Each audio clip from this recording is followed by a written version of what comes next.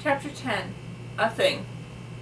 Danielle had a very mixed reaction when he heard about the mummy being stolen. He knew he should be angry. It was his father's exhibit after all, and yet, when he thought about it, he had to admit he wasn't angry at the thieves so much as jealous. He almost wished he had been with them. He had stolen the mummy. Not really, of course. He had enough of mummies to last a lifetime, and well into the afterlife. But maybe that was what was so thrilling about the thought of absconding with one. Mummies weren't just his father's job. They were his father's hobby, and Danielle sometimes felt they were his father's family as well. His father collecting what he called mummy abilia, and their apartment was full of modern-day archaeological artifacts like Halloween mummy costumes and candy gummy mummies, and mummy keychains and coffee mugs and salt and pepper shakers, toy mummies that unraveled in long strips or glowed in the dark, or even, in one case, walking and talking posters of mummies and movies and TV shows, and most precious of all, mummy dummies and props.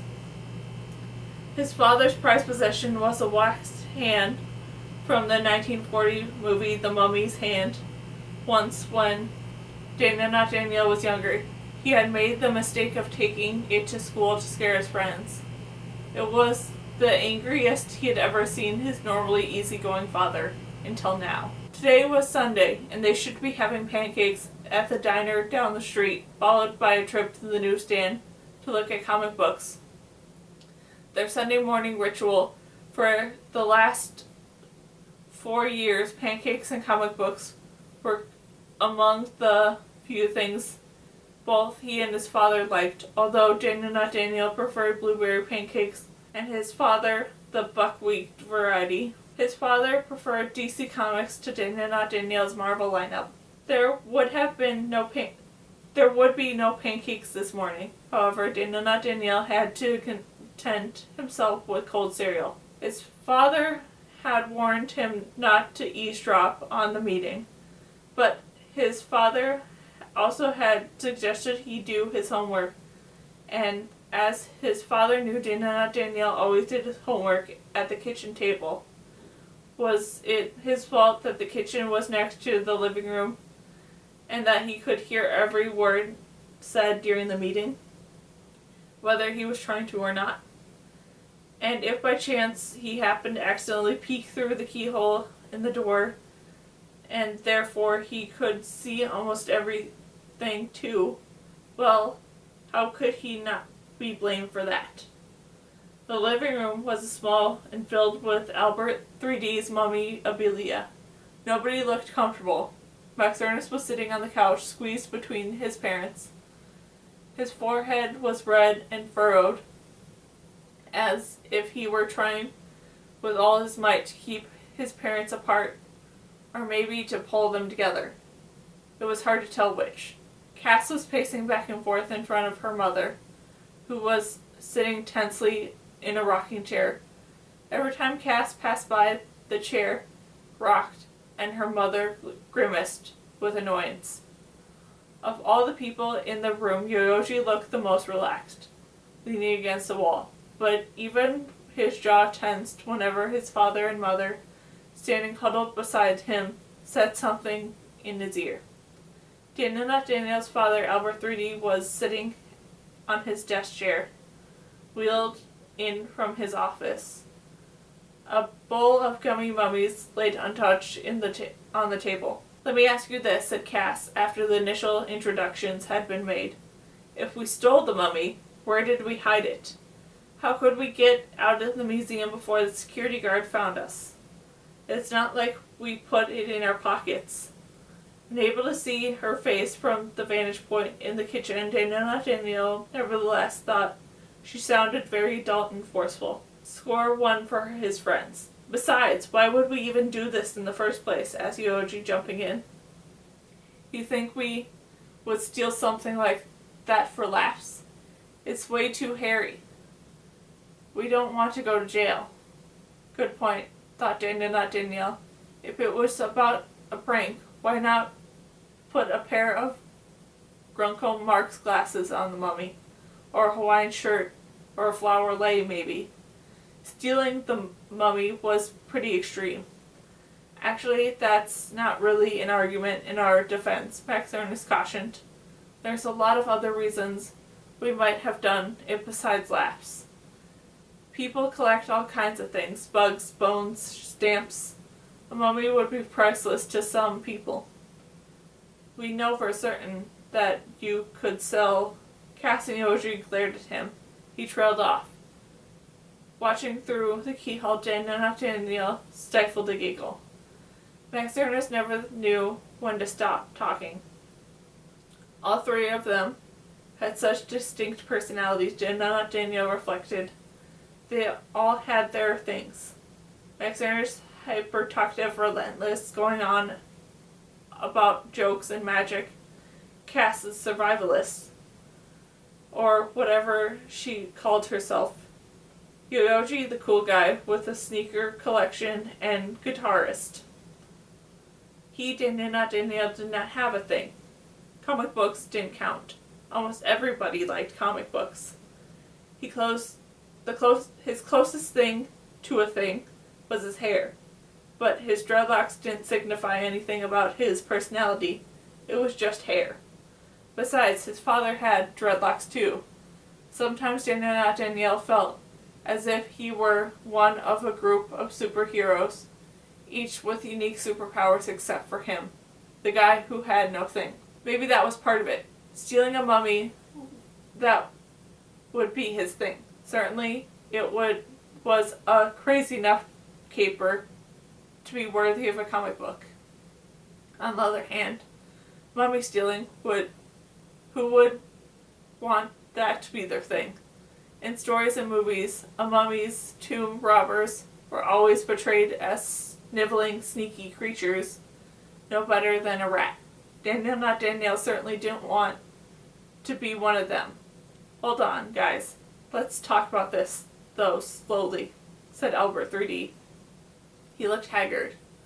As Danielle knew, his father had been up all night, puttering and pacing and swearing, handling the fallout of the theft. This was a very big deal. There could be an international scandal. We're going to have to alert the Egyptian embassy. The museum director wanted to give the police your names, but I begged him to wait until I spoke to you again. That's why you're here. I'm hoping you could shed some kind of light on what happened. As Albert 3D laid it out, the case against his son's friends was very strong. A. There had been a history of vandalizing the mummy, whether intentionally or accidentally. B. There was video footage of them entering the exhibit around the time the mummy was stolen. C. Nobody else was seen entering the exhibit that night. D. In addition, there was an eyewitness, a security guard, who had caught them lingering around the mummy's empty sarcophagus. Yeah, but did the guards see us take the mummy? Asked Yoyoji. At any point in the video, did you actually see us take it? Albert 3D shook his head. No, he didn't, because we didn't do it, said Cass. We don't steal things. That's not what your principal says, said Albert 3D. Yeah, but that wasn't really stealing, said Max Ernest. She was talking about the time his friends glared at him again. Max Ernest switched course. The point is, all the evidence is circumstantial. You said we were the only ones seen entering. Was there anyone else seen exiting? Maybe somebody could have come in when the museum was open, and they could have hidden in a room until after closing time, and then taken the mummy. How about that? The video is a little inconclusive, Albert 3D admitted. Do you have any reason to believe somebody stayed? Did you see anybody? If you speak now, it will be better for all of us. Does that mean you saw somebody exiting with the mummy in the video? Asked Yoyoji. Not with the mummy, no, said Albert 3D. But there was someone else. Yoyoji insisted. Albert 3D hesitated. I'm not really supposed to say. So you think we're his accomplices, said Max Ernest. That's one theory. Can we see the video? Asked Cass. Sorry. I was very specifically instructed not to share it. That isn't fair, said Max Ernest. Without all the evidence, how can we mount our defense? Now, slow down, son, said Max Ernest's father. If the museum doesn't press charges, the police can't investigate, isn't that right? Don't get ahead of yourself, Max Ernest, said Max Ernest's mother. The police can launch an investigation only if the museum presses charges, correct? It makes no difference, Albert 3D, only slightly put off by the repetitive nature of the question. He had met Max Ernest's parents before. If the museum doesn't press charges, the Egyptians probably will. So should we be hiring attorneys for our kids, Albert? Asked Yoyoji's father. It's not a bad idea. Nobody's pressing charges, said Cass's mother. These kids will tell you everything, and they'll get you your mummy back. I promise. But, Mom, we don't know anything, said Cass, outraged. Sweetheart, didn't you hear what he said? They looked at the video footage. If you didn't take it yourself, you must know something. I can't believe you won't believe me, your own daughter. Why don't you ask Albert 3D what he was doing when the mummy was stolen? He's the one who collects mummies. Cassandra, her mother glared at her. Well, it's true. Look around you. And he's probably had more opportunity than anyone. Cass, please be quiet before you make things worse for yourself, said her mother. Albert, you'll have to excuse my daughter. She's a little upset. I understand. Think about how a police record would affect these kids' futures. Can you please just give us a little time? Cass's mother looked hopefully at Albert 3D. I'll try and hold off the dogs, but I can't promise, said Albert 3D. The exhibit is supposed to move to Las Vegas in 3 days. If the mummy doesn't turn up before then, I'm afraid the police are going to have more than a few questions. After that, everyone spoke at once. In the kitchen, Daniel stewed. He had assumed his friends were guilty. There seemed to be no other explanation. But now he had his doubts. Either they were innocent or they were better actors than he thought they were. Max Ernest especially. Daniel didn't think Max Ernest could lie about something like this to save his life. If they didn't do it, who did?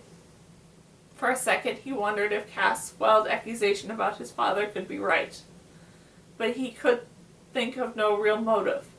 Contrary to Cass' suggestion, the last thing his father would want to add to his collection was a real mummy. His father had more than enough of those at work. While people continued to discuss missing mummies in the living room, Daniel came to a decision. As quietly as he could, he walked down the hall to his father's home office.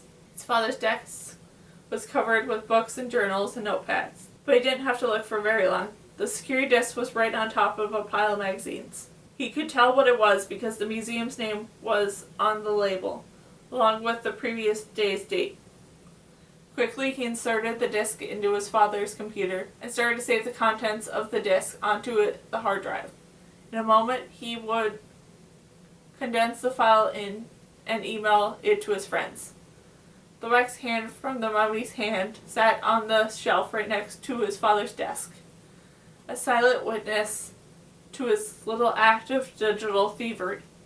Daniel gave the hand a good stare, and defiantly stuck out his tongue. In his imagination, the hand responded with a wave of accordance. Copying the video was the most illegal, questionable thing Daniel had ever done, and yet he almost thought his father would want him to do it. It wasn't stealing a mummy. It wasn't even aiding and abetting in stealing a mummy. In a way, it was the opposite, he thought. As he pressed send, he was helping his friends prove that they hadn't stolen the mummy. Perhaps even helping them solve the crime. In comic books, there usually was a villain who pressed buttons to set off bombs, for example. The heroes raced to stop them. Nonetheless, Daniel felt like it was a start. Danielle, not Danielle, pressed button pusher. Crime fighter. Maybe that would be his thing.